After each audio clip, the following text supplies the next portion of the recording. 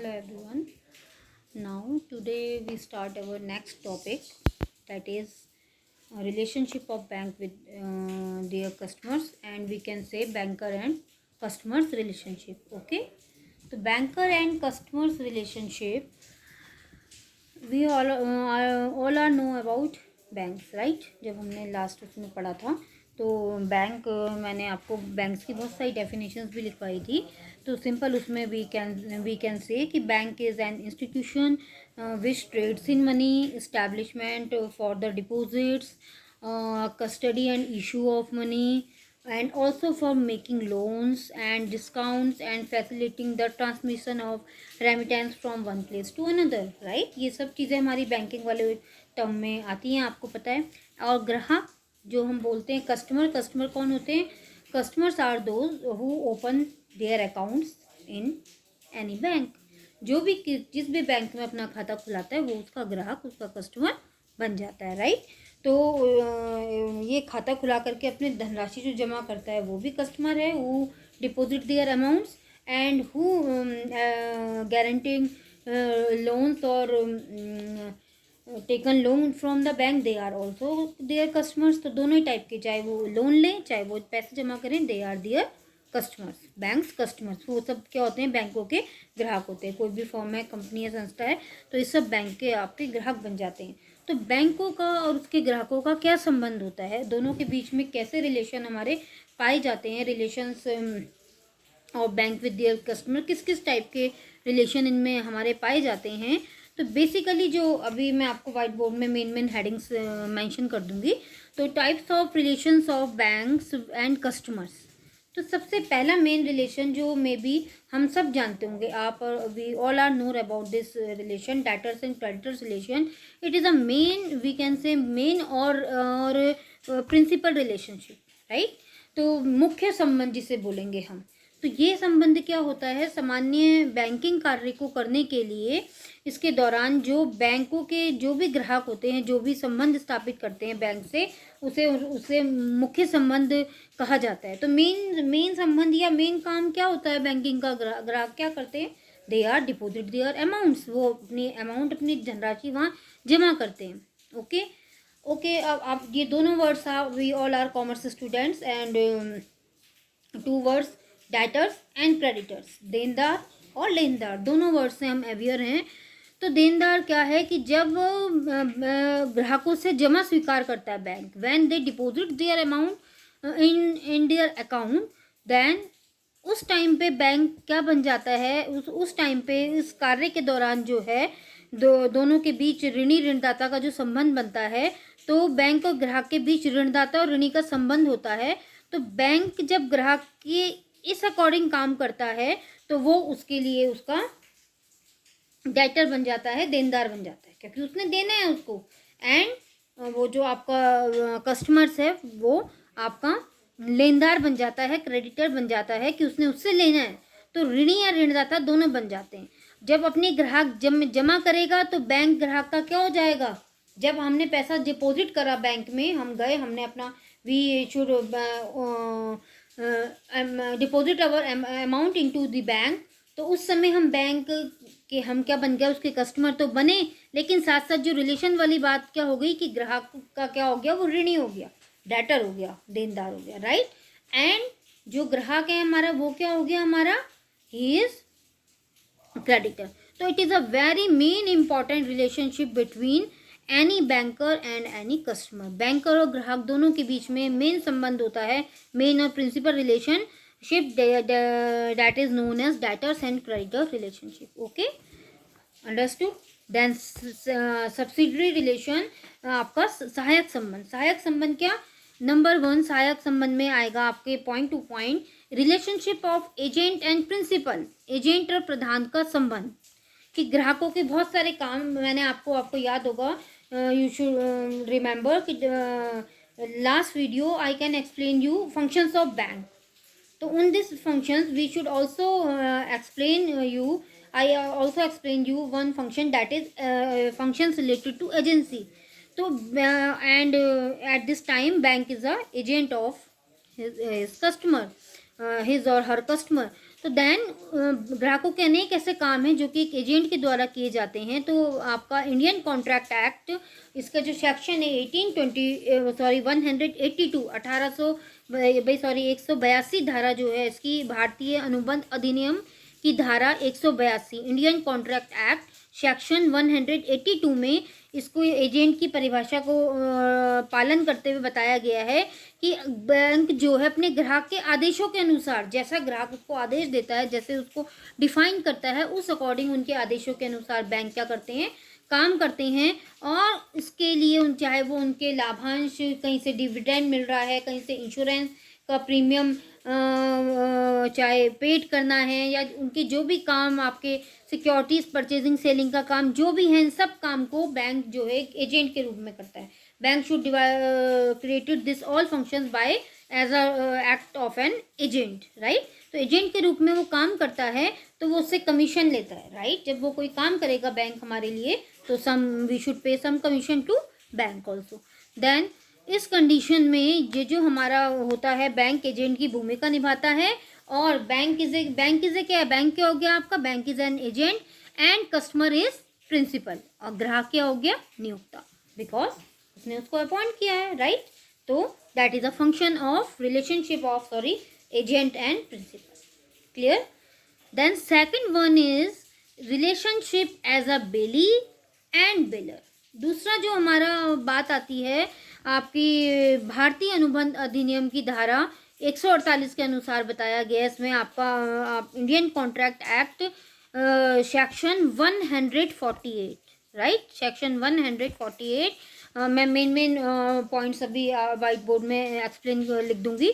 तो इसमें यह है कि अब bailment is the delivery of a goods by one person to another person, right, for some purpose upon a contract, they shall, when the purpose is to accomplished, be returned or otherwise deposited or according to the direction of the person delivering them।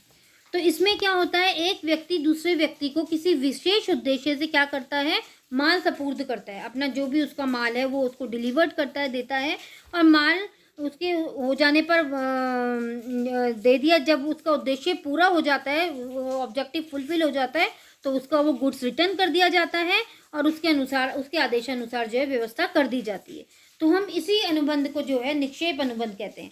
तो bank के मामले में भी क्या होता है, इसमें section आपका बताया गया है, जो पहला हमने बोला था सेक्शन, वो उसने बेलमेंट को एक्सप्लेन करा कि व्हाट इज बेलमेंट, आपका निक्षेपी, निक्षेप ग्रहीता क्या वो होते हैं। तो जो व्यक्ति माल को सुपुर्दगी करता है उसे हम बेलर कहते हैं, वो क्या होता है हमारा निक्षेपी। जो a person who delivers the goods और एनी कॉमोडिटी, तो he is known as baler.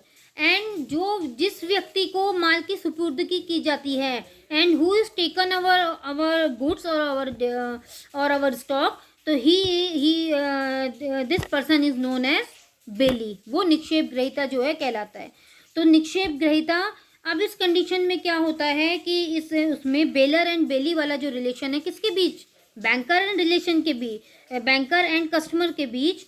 तो आपको इंडियन कॉन्ट्रैक्ट एक्ट के सेक्शन 151 में मेंशन किया गया है, भारतीय अनुबंध अधिनियम की धारा 151 में, कि निक्षेप के सभी मामलों में जहां भी डिपॉजिट्स आपके होते हैं, निक्षेप के सभी मामलों में निक्षेप ग्रहीता का, जिसने भी निक्षेप आपके ले रखे हैं आपका, तो उसका एक कर्तव्य होता है कि वो आपके सारे के सारे निक्षेपों का क्या है, माल की देखभाल करे, और उसके जो भी उसके मटेरियल, उसका जितना भी फैक्ट है, उसके जितनी भी क्वालिटीज़ हैं, उस अकॉर्डिंग उसमें जो है संबंध करते हुए रखे।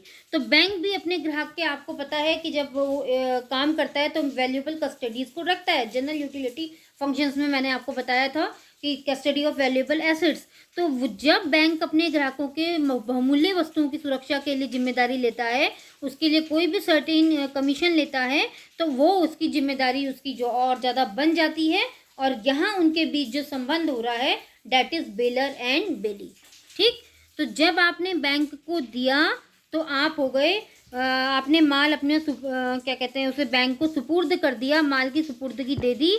तो जो व्यक्ति माल की सुपुर्दगी कर रहा है वो बेलर हो गए, आप बेलर हो गए, और जो बैंक को हम कर रहे हैं, बैंक हमारे लिए निक्षेप ग्रहीता बेली हो गया। तो बेलर एंड बेली रिलेशन, ये भी it is also a relationship between bank and customer.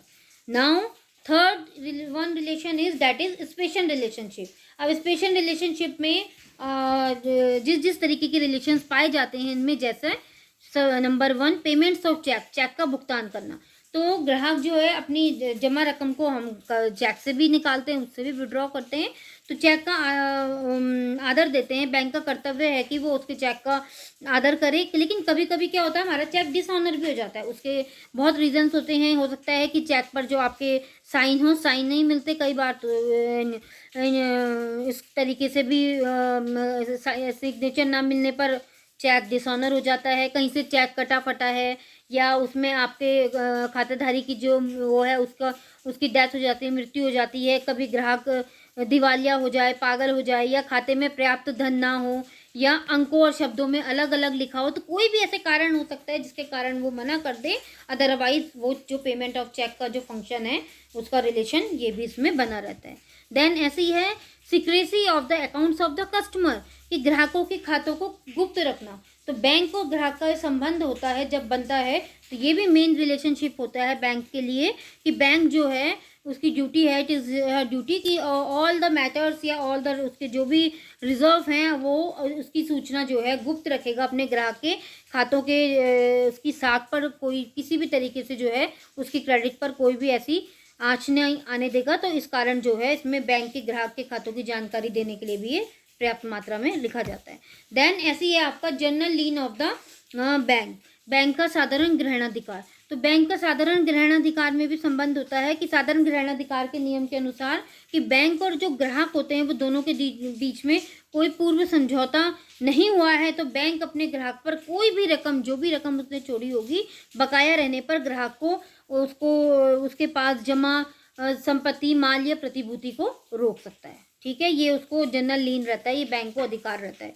फिर ऐसी इंसिडेंटल चार्जेस हैं. तो बैंक अपने ग्राहक के लिए आदेशों के अनुसार अनेक काम करता है. वो बैंक को आकस्मिक रूप से कोई भी जो भी ऑर्डर देता है, जहाँ से भी जो भी कोई भी एक्सपेंसेस वसूल करने हैं, तो जिस भी तरीके के ऑर्डर दिए जाएंगे वो उसके सीधा उसके खाते में उसे जमा भी कर सकता है, उसको दे सकता है. उसके लिए सर्टेन वो उससे कमीशन लेगा और इंसिडेंटल चार्जेस वाले फंक्शन भी करेगा. तो यहाँ ये भी इनके रिलेशन बनते हैं. फिर penalty at default in payment, अगर ऋण भुगतान में त्रुटि होने पर दंड. अगर ग्राहक के द्वारा बैंक से ऋण लिया है उसने और ऋण लिए जाते हैं, तो ग्राहक का क्या कर्तव्य होता है कि वो उस ऋण को वापस भी करे, उसकी किस्त का भुगतान करे. लेकिन अगर उसमें कोई त्रुटि होती है तो उस अकॉर्डिंग फिर जो उसको पेनल्टी देनी पड़ेगी बैंक को, फिर ग्राहक जो है उसको पेनल्टी देगा. राइट. देन ऐसी है हमारा change in rate of interest, ब्याज की दर में परिवर्तन. कि बैंक अपने ग्राहक की जमा रकम पर जो है ब्याज पर अलग अलग तरीके से ब्याज की दरों पर जो है चार्जेस रखता है. खाता खोलते समय जिस अलग अलग जो अकाउंट्स हम खोलते हैं सब पे डिफरेंट तरीके से जो है रेट ऑफ चार्जेस लगाए जाते हैं. और ग्राहक को ऋण देने पर भी उसकी समझौते के अनुसार जितना इंटरेस्ट उसने लेना है वो इंटरेस्ट वो लेता है. राइट. तो ये कुछ रिलेशन है.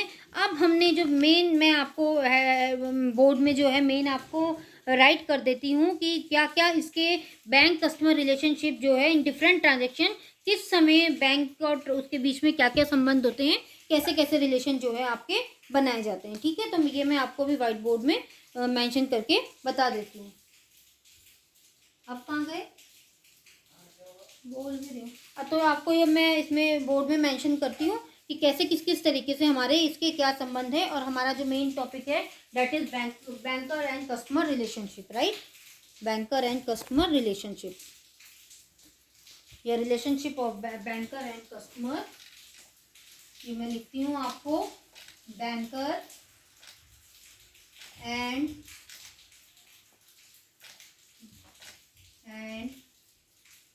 Customer relationship.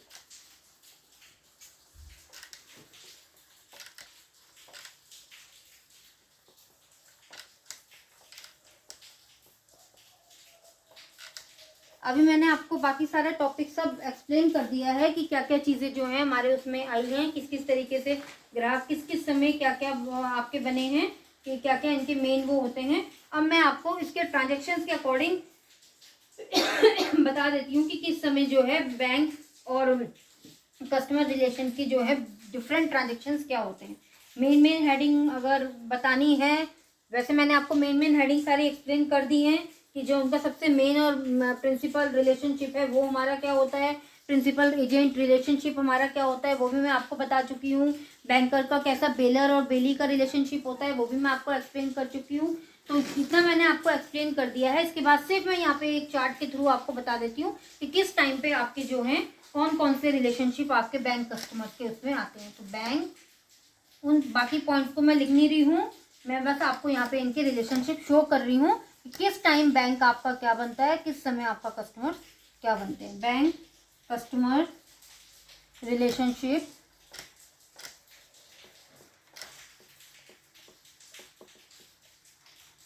in different transactions, right?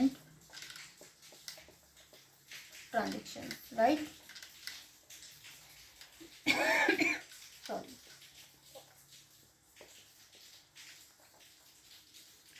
तो इधर आएंगे हमारे ट्रांजेक्शन्स, जिन्हें बोलेंगे हम लेन देन। ठीक, दूसरे में यहाँ पे आएगा बेटा हमारा बैंक। ओके, देन बैंक के बाद हमारा आएगा कस्टमर। मैं आपको ऑलरेडी सारे रिलेशंस बता चुकी हूँ। अब ट्रांजेक्शन्स, जैसे पहले हमारा सबसे पहला ट्रांजेक्शन्स है number 1, that is bank deposit. Bank deposit,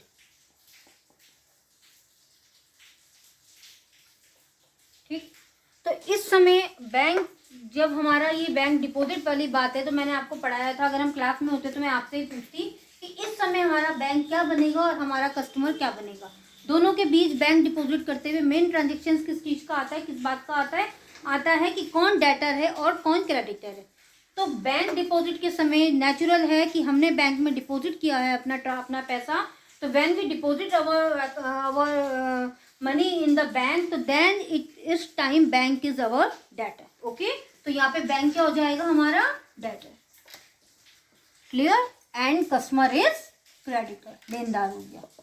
right students, ये मैं आपको सब कुछ एक्सप्लेन कर चुकी हूँ, इसलिए सिर्फ एक चार्ट के थ्रू बना रही हूँ। Then bank at the time of bank loan, reverse condition. Okay, इसके टाइम क्या हो जाएगी हमारी कंडीशन, जस्ट रिवर्स हो जाएगी, क्योंकि ये कैसा टाइम है, ये लोन के टाइम है।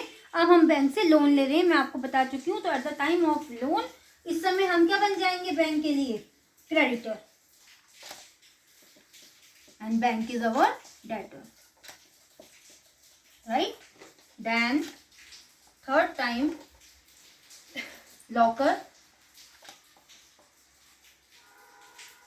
तो इसमें बैंकर और हमारे बीच हो जाएगा लीजर और लीजी का संबंध। लीजर मतलब आपका हिंदी में पट्टादाता, जो आपने पहले भी पढ़ चुके हैं हम इन चीज़ों को अपने बीकॉम फर्स्ट सेम में, ये आपको अच्छे से क्लियर होगा इसलिए। एंड लीजी, पट्टाधारी, इसे हिंदी में बोलते हैं पट्टादाता, इसे पट्टाधारी। लॉकर के समय लॉकर ही आएगा, ये बैंक ऋण आएगा और ये बैंक जमा आएगा। Right? Now fourth one is bailment.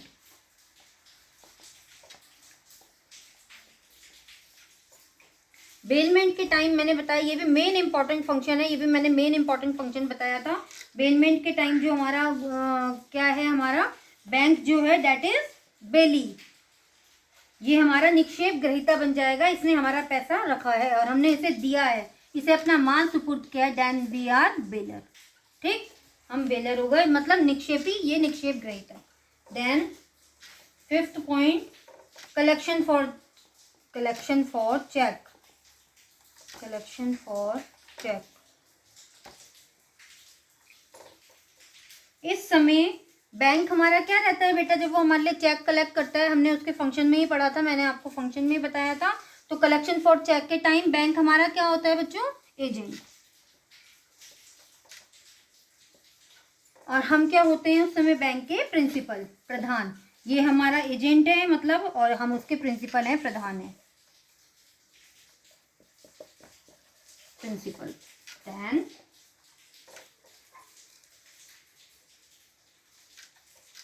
अब कोई भी ऑर्डर होगा, बाकी जो आपके पास जो भी ऑर्डर होंगे, एज लाइक स्टैंडिंग ऑर्डर, आपके स्थायी आदेश, जो भी आप बैंक को दे रहे हैं, आदेश दे रहे हैं, फिर क्या हो रहा है, फिर same situation, bank is agent, you are principal. Now mortgage, बंधक रखते हुए, at the time of mortgage, बंधक रखना, जब हम बंधक रखते हैं तो बैंक क्या बनता है, मॉर्गेजी।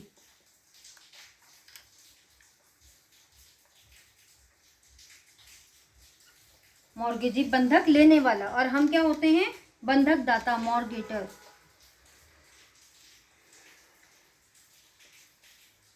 सॉरी, मॉर्टेगर, तो मॉर्टेगर, ठीक है। तो हम हो गए बंधक दाता और ये हो गया आपका मॉर्गेजी। तो ये हो गया बंधक लेने वाला मॉर्गेज के टाइम। देन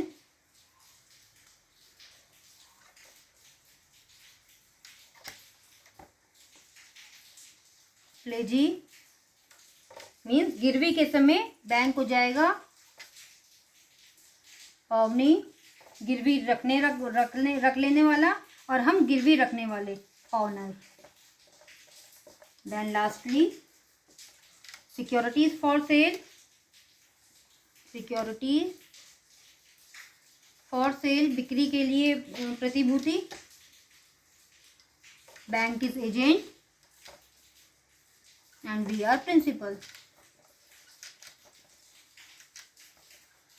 राइट स्टूडेंट्स, तो अब हमारे जितने भी रिलेशंस हैं, ये जितने भी मैंने आपको बताए, मैं आपको ऑलरेडी जो हमारा मेन टॉपिक था बैंकर एंड कस्टमर रिलेशनशिप, इसमें मैंने आपको एक एक नंबर 1 पॉइंट से कि फर्स्ट वन इज मेन हमारा प्रिंसिपल कि सॉरी मेन प्रिंसिपल में उसका डेटर क्रेडिटर का रोल आया था। देन सेकंड में हमने उसका बेलमेंट बेली का रोल पढ़ा था। ऐसे ही हमने उसके एजेंट के फंक्शंस के, तो ये सारे मैं आपको जो है वीडियो में ऑलरेडी एक्सप्लेन कर चुकी हूँ, इसलिए चार्ट के थ्रू जो है आपको थोड़ा और क्लैरिफाई हो जाएगा कि किस किस समय जो है हमारे कैसे रिलेशनशिप रहते हैं बैंक के साथ। ओके, तो ये टॉपिक जो था हमारा आज का, banker and customer relation, banker और ग्राहक का संबंध कैसा होता है, तो यही इन सबके बीच में संबंध पाया जाता है। Thank you so much. Next